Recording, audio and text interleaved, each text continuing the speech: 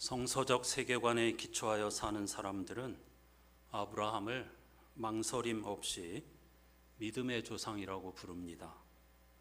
우리는 보통 그것을 믿음이 좋은 사람, 하나님이 말씀하시면 무조건 아멘하고 믿은 사람으로 생각합니다. 그렇지 않습니다.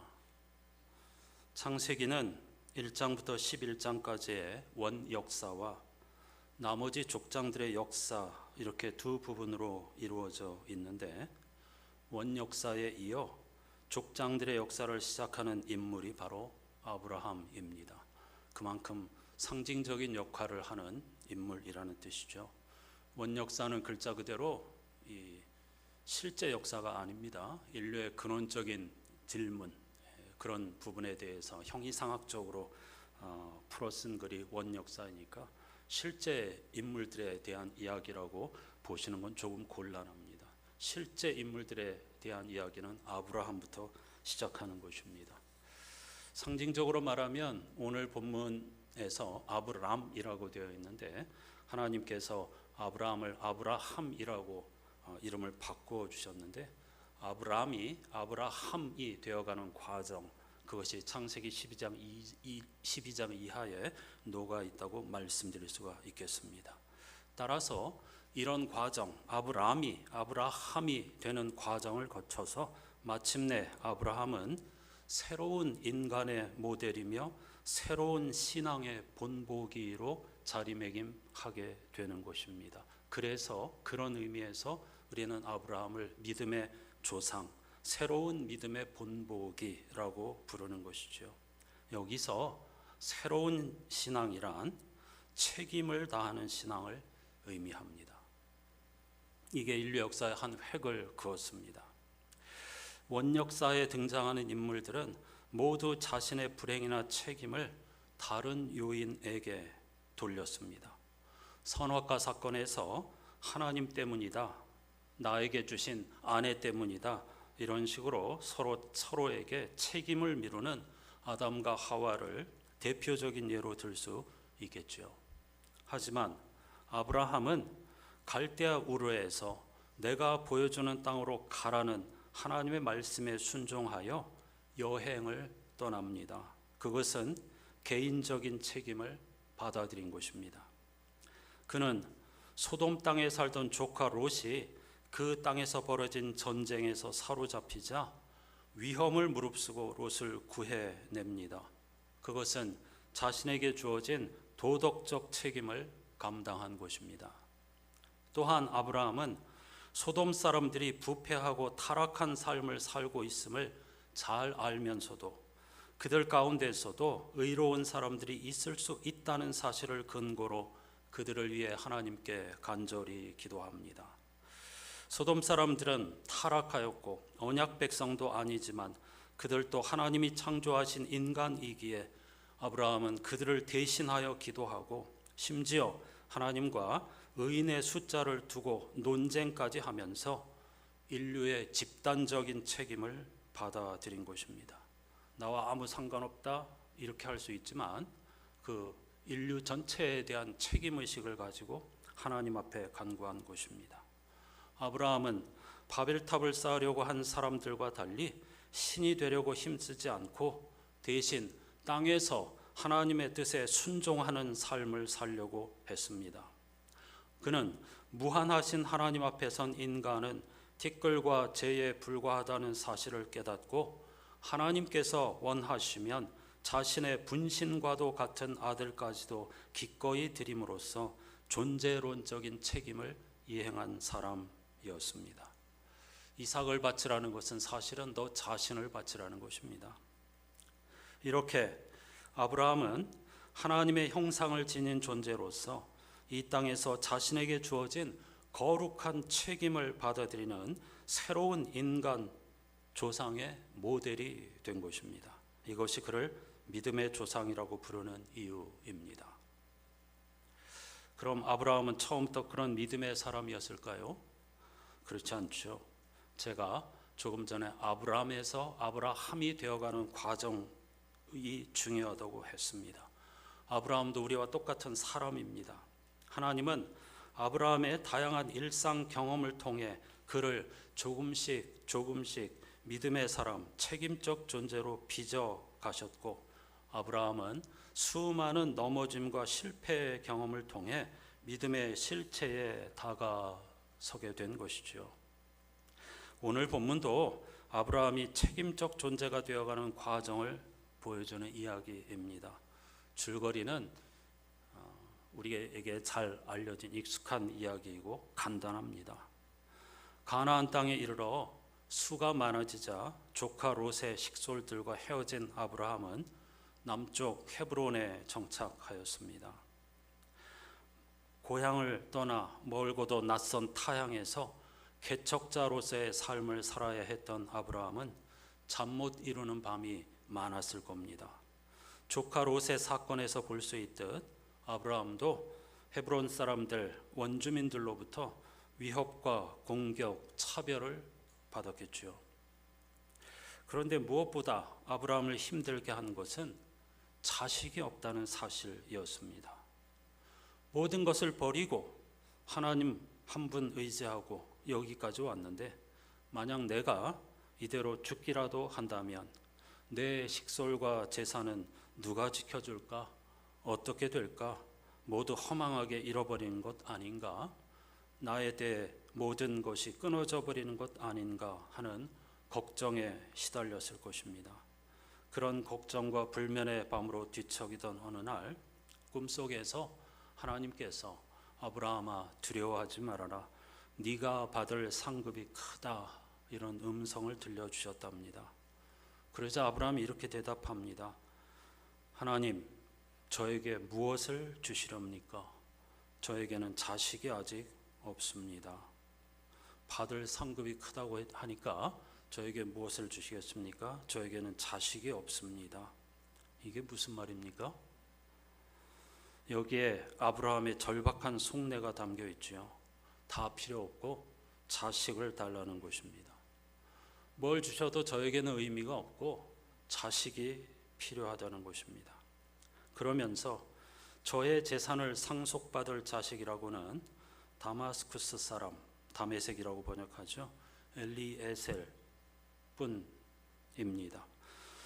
당신이 저에게 자식을 주지 않으셨으니 이제 저의 집에 있는 이 종이 저의 상속자가 될 것입니다 라고 대답합니다. 역시 아담과 하와처럼, 그리고 가인처럼 하나님께 책임을 돌리고 있는 것이죠. 아직 믿음이 성숙한 단계로 나아가지 않았기 때문입니다. 그걸 그대로 보여줍니다. 한마디로 당신이 자식을 주지 않았기 때문에 내가 이렇게 번민의 밤을 보내고 있다고 절망하고 원망하고 하나님 탓을 하고 있습니다. 그러자 하나님께서 이렇게 말씀하십니다. 새 번역으로 읽겠습니다. 그 아이는 너의 상속자가 아니다. 너의 몸에서 태어날 아들이 너의 상속자가 될 것이다. 이번에는 히브리어 직역성서로 읽어보겠습니다. 여러분이 아까 함께 읽으셨죠. 보라, 여호와의 말씀이 그에게 있었다. 이 자가 너를 상속하지 못할 것이다. 오직 내 몸에서 나오는 자가 너를 상속할 것이다. 히브리 성서는 보라는 요청으로 이 4절 짧은 문장을 시작합니다. 이 보라는 부름은 구약 성서에서 결정적인 순간마다 반드시 등장하는 표현입니다. 하지만 매우 안타깝게도 우리말 성서와 대부분의 영어 성서 번역에 모두 생략되어 있습니다. 제가 확인한 20여 종의 영어 성서 번역 가운데에 이 부분을 히브리 말을 영어로 표현한, 번역하여서 살린 성서는 딱 하나 있었습니다. 히브리 세계관을 잘 모르기 때문이죠. 히브리 사람들에게 이 보라 하는 이 짧은 외침이 얼마나 결정적 순간이고 얼마나 중요한 순간인지를 전혀 모르기 때문입니다. 저는 이 보라 하는 부름을 그만 입을 다물고 귀를 기울여라 이렇게 번역해 보았습니다. 이번 주 성서 일과표에 집중하던 저의 고민은 여기서부터 시작되었습니다. 도대체 평범해 보이는 이 가르침, 이 하나님의 하나님과 아브라함의 대화가 얼마나 중요한 것이길래 보라는 단어를 여기에 사용하였을까? 사실 그렇게 많지 않거든요.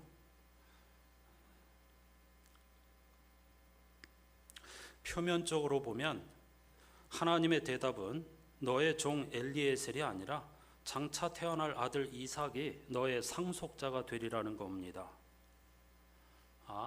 우리가 잘 알고 있으니까 아브라함이 100세에 이삭을 얻잖아요. 그러니까 여기서 하나님께서 나중에 아들 주겠다는 약속이구나, 다 아는 얘기인데 하고 그냥 넘어갈 수 있죠.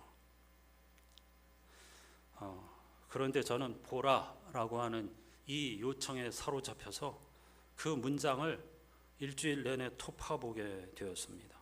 무엇이 단순한 자식에 대한 약속은 구약 성서에서 흔한 거잖아요.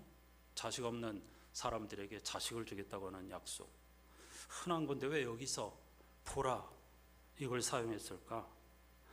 이 문장을 계속 토파보다가 제 눈이 환히 열리는 경험을 하였습니다. 환희의 순간이었죠. 여러분, 이 말씀은 아브라함에게 단지 후손을 약속하는 말씀이 아닙니다. 정체성에 대한 문제입니다. 하나님께서 아브라함과 우리들에게 무엇이 진정한 나인가? 나는 누구인가? 나는 무엇으로 이루어져 있는가? 이걸 깊이 생각해 보라고 던지는 질문입니다. 간단합니다.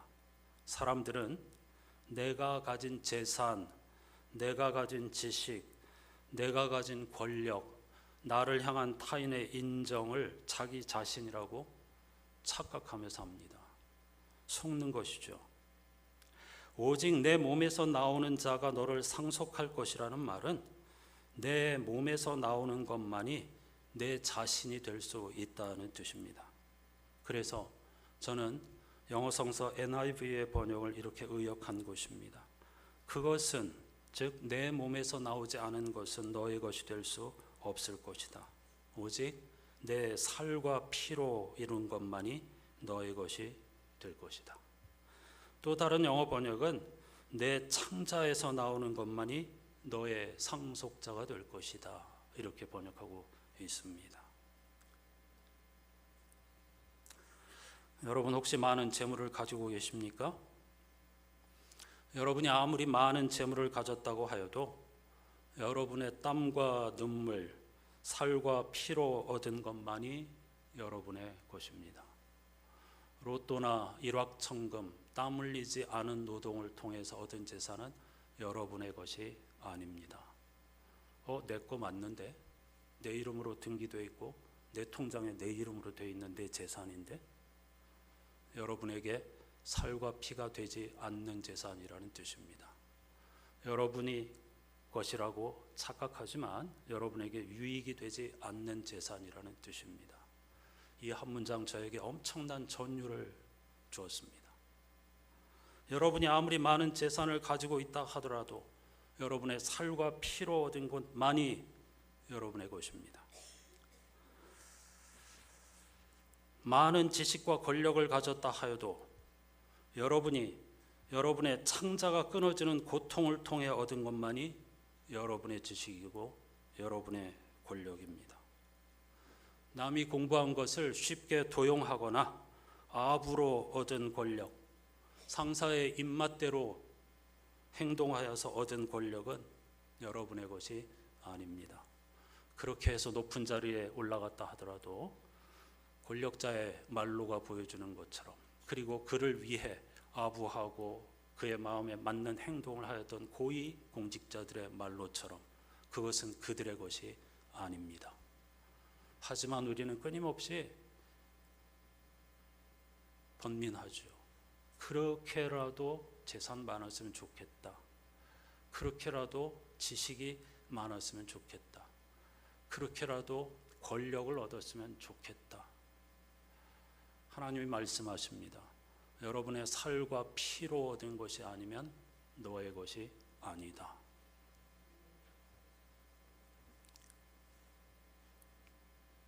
저의 경우를 예로 들어보겠습니다. 그게 가장 이해가 빠르실 테니까요. 오늘날 설교 준비를 위한 수많은 자료들이 넘쳐납니다. 그런 자료들을 사용해서 편집하면 얼마든지 좋은 설교문을 만들 수 있습니다.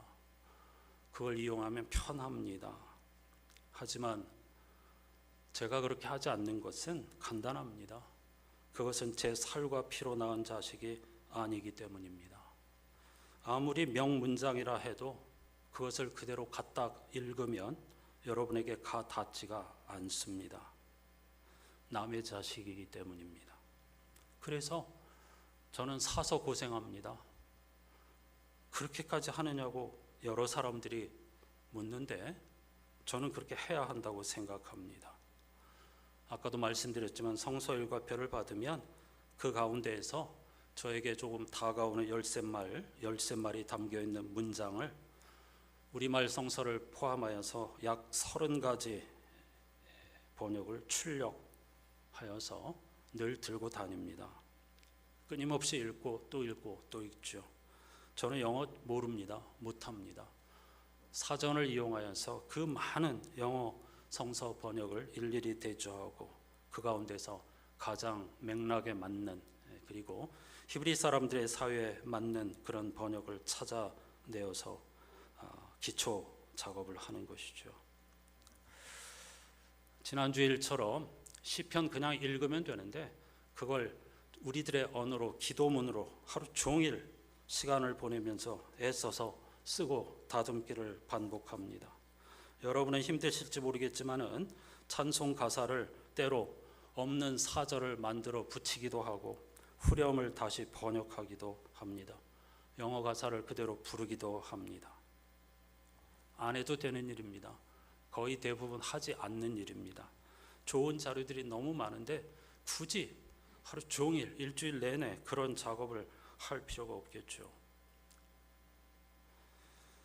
잠언, 지혜, 알파벳 시 같은 경우 그냥 읽어서는 우리말로 전혀 이해가 되지 않습니다. 알파벳 시가 뭔지 다가오지도 않습니다. 그래서 저는 일주일 내내 씨름하여서 가나다 순으로 그 문맥을 놓치지 않으면서 지혜의 외침을 우리말로 풀어서 여러분과 함께 읽곤 하는 것이죠.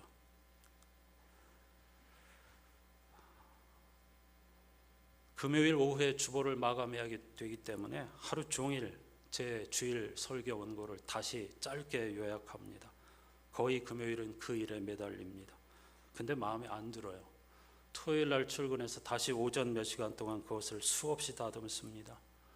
주보의 시간에 쫓겨서 그냥 보낸 것과 어떤 때는 전혀 다른 문장, 글이 되기도 하고 보통 3분의 1 이상은 또 다른 글이 나옵니다. 왜냐하면 그냥 앉아서 금요일 날 보낸 설교 원고를 다듬는 것이, 수정하는 것이 아니라 그 과정에서 또다시 책을 읽고 이 중요한 걸 빠뜨렸구나, 여기서는 이렇게 문맥을 이어주는 게 좋겠구나, 이런 몸부림을 치고 나서 최종적으로 토요일 점심시간쯤에 여러분들에게 SNS를 통해서 완성된 설교 원고 요약문을 보내드리는 것이죠.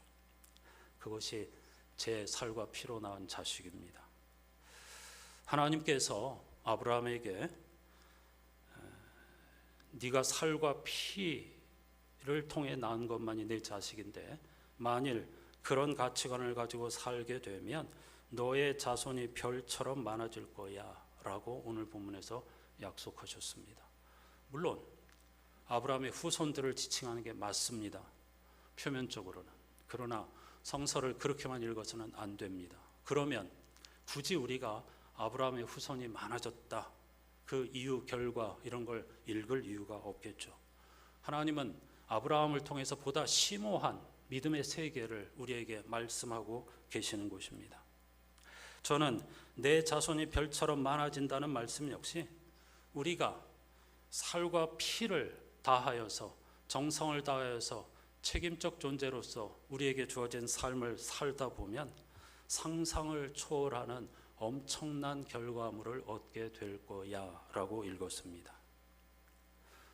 하나님의 형상대로 지음받은 우리들에게는 하나님의 신적 DNA가 있죠.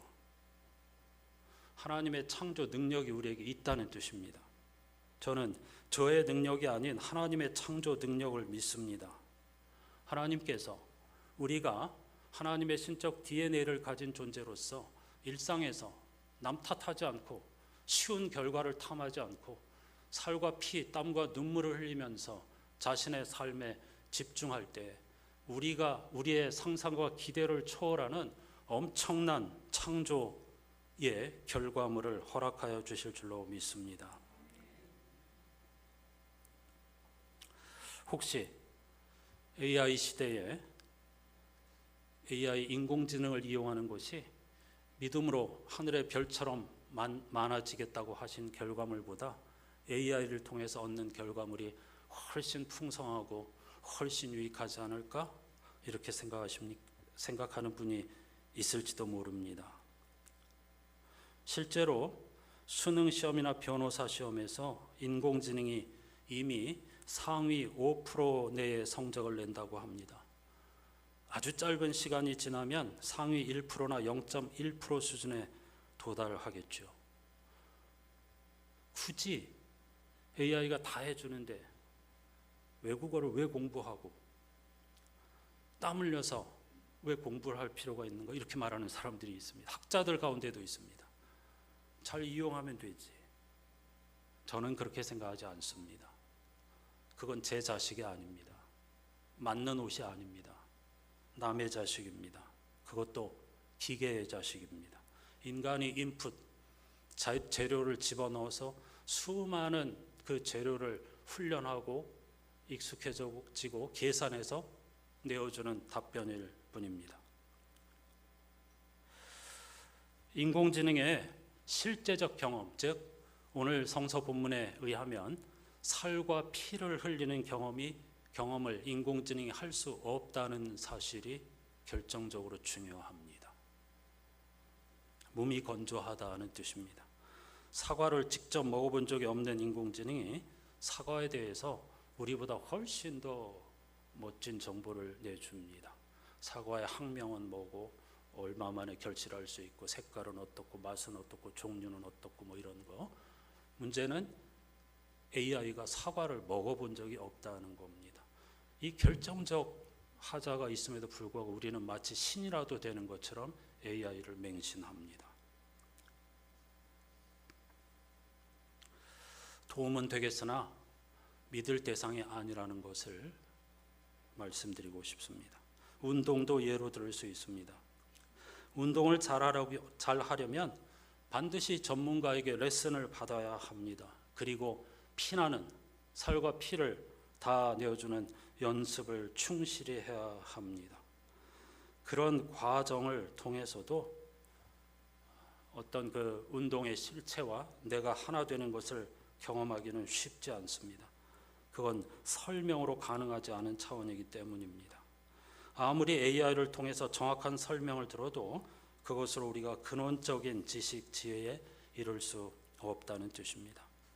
정용섭 목사님은 분립 문자라는 관점에서 본다면 인공지능은 기본적으로 언어 모델이라서 문자 너머의 세계를 모른다고 합니다. 더 나아가서 인공지능은 죽음을 모르기에 생명도 모른다고 합니다. 탁월한 해안이죠. 알미, 지식이 우리의 삶의 확실성을 얻는 데서 이 기계가 내어놓는 지식이 결정적이지 않다는 뜻입니다. 우리에게 지식이 아예 필요 없다는 뜻이 아닙니다. 살과 피로 얻은 지식이 우리의 것이라는 뜻입니다. 8월달 매일 성경 본문 스가랴서를 읽고 있습니다. 스가랴서는 희망의 노래입니다. 스가랴라고 하는 사람의 이름은 여호와께서 기억하신다라는 뜻입니다. 제가 주일 예배 시간에 혹은 수요 기도의 시간에 이 새벽 기도에서 읽었던 말씀을 잠깐씩 짚어드리는 것은, 새벽 기도는 10분의 1 정도 우리 교우들의, 또 수요 기도에는 10분의 2 정도가 참여하기 때문입니다. 같이 호흡하기 위해서입니다. 아주 중요한 핵심 내용들이 그 주일의 말씀과 맥이 같다고 하면 저는 가능하면 그것을 인용함으로써 함께하지 못하는 분들을 같은 믿음의 세계로 초청하고 싶은 것입니다. 이스라엘 백성들은 바벨론 포로 생활을 통해서 하나님이 언약을 폐기하셨다, 우리를 잊으셨다, 버리셨다 이렇게 생각하고 있었습니다. 포로 생활에서 돌아와서 현실의 척박함 앞에서 절망하면서 하나님이 우리를 버리셨다고 탄식하는 이스라엘 백성들을 향해 그렇지 않다, 하나님께서 우리를 기억하고 계신다 라고 그들에게 희망의 메시지를 전한 사람이 이름 그대로 스가랴입니다. 스가랴라고 하는 이름이 스가랴서 전체의 메시지를 응축하고 있는 것이죠. 스가랴서는 14장으로 이루어져 있는데 원래 스가랴는 8장까지만입니다. 바벨론에서 돌아온 직후에 해방의 기쁨을 만끽하기도 전에 현실 앞에서 그들의 희망은 산산이 부서졌습니다. 탄식과 절망 좌절에 쓰러져 있는 백성들에게 스가랴는 자기가 본 환상을 기초로 희망의 복음을 전합니다. 이게 8장까지인데 그게 원래 스가랴이고 9장 이하는 후대의 알렉산더 대왕의 원정, 세계 원정 이후의 상황을 배경으로 덧붙여진 것으로서 매우 어려운 내용입니다. 대표적인 거 한 가지만 예를 들면 스가랴가 본 환상 가운데 하나가 있는데요. 하나님의 심부름꾼이 예루살렘 위에 측량줄을 다시 긋겠다고 합니다. 그러니까 포기한 것이 아니고 예루살렘이라고 하는 거룩한 도시를 다시 세우기 위해서 측량부터 시작해야 되니까 하나님의 종이 와서 환상 가운데서 나 예루살렘을 측량하러 간다 하고 떠납니다. 실제로 하나님이 일하고 계신다는 뜻이죠. 그래서 스가랴가 백성들에게 뭐라고 이야기하느냐면 바벨론 사람들을 향하여서, 바벨론에 남아있는 유대인들을 향하여서 어서 거기서 빠져나오라고 외칩니다. 이게 스가랴의 굉장히 중요한 외침이었습니다. 이스라엘 백성들은 크게 3차례에 걸쳐서 예루살렘으로 귀환했는데 다 돌아온 게 아닙니다. 남아있는 사람들이 많이 있었습니다. 이유는 많겠죠. 그것에 이미 터를 잡았기 때문에, 혹은 바벨론의 현대 신식 문명이 너무 좋아서, 혹은 하나님의 약속에 대한 불신과 회의 때문에 머무르고 있던 이들도 꽤 많았습니다.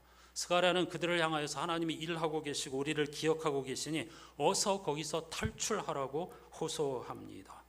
이것도 마찬가지입니다. 여러분, 단순히 지역을 말하는 것이 아닙니다. 장소보다는 힘, 돈, 명예, 권력으로 상징될 수 있는 바벨론, 세상 가치관의 노예 생활로부터 돌아오라는 것입니다. 그것은 우리에게 어울리는 자식이 아니기 때문입니다. 많은 사람들은 그렇게 살아가죠.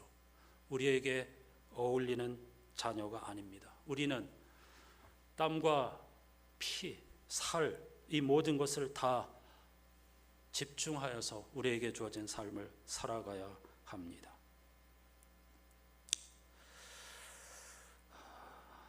한동일 전 신부님 이렇게 말합니다. 우리 삶에는 살아야 할 이유를 알 수 없게 만드는 크고 작은 유혹이 찾아옵니다. 그 앞에서 주님도 우리처럼 번뇌하고 방황하고 힘들어하면서 때로 약한 모습을 보이지만 약함을 대하는 태도가 달라서 저는 그가 좋습니다. 주님은 아버지의 뜻대로 하소서라고 기도하고 실제로도 자신을 내려놓았지만 인간인 저는 제 뜻을 쉽게 내려놓지 못합니다. 문제는 이런 이유로 마음이 평화로울 수 없는데 그 때문에 거짓 평화, 다시 말하면 우리가 피와 살로 이루지 않은 거짓 평화를 갈망하게 된다는 뜻입니다. 자기를 들여다보고 마주하는 시간은 어두운 밤을 보내는 것과 같고 그 시간을 인내하고 자기 내면을 계속 들여다보는 일은 몹시 아프고 고통스러운 일입니다. 그래서 많은 사람들이 그 어둠을 서둘러 외면한 채 자기가 낳지 않은 자식, 술과 수다, 취미 같은 것으로 그 고통을 덮어버리고 들여다보려고 하지 않습니다. 이때 느끼는 마음의 갈등 없음이 바로 거짓 평화입니다. 우리가 낳은 자식이 아닌 거죠. 우리는 진정한 평화와 거짓 평화를 구분할 수 있어야 하고 진짜 평화에 이르는 길이 절대 쉽지 않다는 것을 받아들여야 합니다. 주님은 말씀하셨습니다. 내가 세상에 평화를 주러 왔다고 생각하느냐? 아니다. 내가 너희에게 말한다. 오히려 분열을 일으키러 왔다고 말이지요. 아무 도전의식, 문제의식 없이 내가 낳은 자식 뿌린 대로 거두는 것 말고 일확천금을 신처럼 여기고 남의 지식을 훔쳐와도 아무런 거리낌이 없고 그런 삶에 돌을 던지러 예수께서 오셨다는 뜻입니다. 그게 분열을 일으키러 왔다는 것이죠. 여러분, 자기의 살과 피로 낳은 자식은 자녀가 아니다는 말씀에서 저는 마지막으로 궁극적인 충격을, 깨달음을 받았는데 바로 예수 그리스도를 거기서 보게 된 것입니다. 하나님의 성육신이 이런 뜻이구나. 하나님께서 우리를 구원하시기 위해서 종을 보낸 게 아닙니다. 엘리에셀을 보낸 게 아닙니다. 너 책임져 그런 게 아닙니다. 당신이 직접 우리와 똑같은 사람으로 오셔서 십자가를 지시고 우리를 대신하여 제물이 되어 주셨습니다. 그분의 살과 피로 우리를 구원하신 것입니다. 이 15장 4절 말씀은 제가 여름 쉼의 기간에 여러분에게 인생 말씀을 찾아보시라고 했는데 여러분의 인생 말씀으로 삼으시기를 권해드립니다. 찬송가 331장은 영국 여성 프랜시스 리들리 하버갈이라는 사람이 쓴 시에 곡을 붙인 곳입니다. 이 여인은 19세기 영국의 한 교구 목사, 성공회 교구 목사의 딸로 태어났는데 어릴 때부터 다방면에 천부적 재능이 있었다고 합니다. 우리식으로 말하면 팔방미인이었다는 거죠. 따라서 수많은 문학과 예술, 정치, 학문 분야에서 그녀와 함께 일하자는 제안이 쏟아졌지만 하버갈은 저는 하나님께 받은 은혜가 너무 큽니다. 따라서 평생 주님을 위한 글과 찬송 시를 쓰고 예수 그리스도의 은혜의 소식을 전하는 일에만 집중하겠습니다 하고 다 그것을 물리쳤다고 합니다. 우리 찬송가 안에도 이 하버갈이 쓴 시에 곡을 붙인 찬송이 여러 곡 있습니다. 331장은 그 고백을 담은 찬송입니다. 그런데 저는 오늘 또 이 찬송을 저와 우리의 것으로 만들기 위해, 말하자면 나의 자식으로 만들기 위해 가사를 다시 후렴 가사만 번역해 보았습니다. 후렴에 보면 구주의 은혜 주시는 대로라고 되어 있는데 이 표현은 자칫하면 하나님께서 은혜를 주시면 내가 최선을 다하겠습니다, 이렇게 책임 전가하는 태도로 보일 수 있습니다. 이게 이 찬송을 부를 때마다 제 마음을 불편하게 했습니다. 아주 고귀한 신앙 고백인데 왜 주님이 주시면, 이 말은 오늘 본문으로 하면 아브라함이 당시 나에게 자녀를 주지 않으셨기 때문에 내가 지금 이런 고통을 당하고 있습니다, 이거랑 똑같은 이야기라고 할 수도 있겠죠.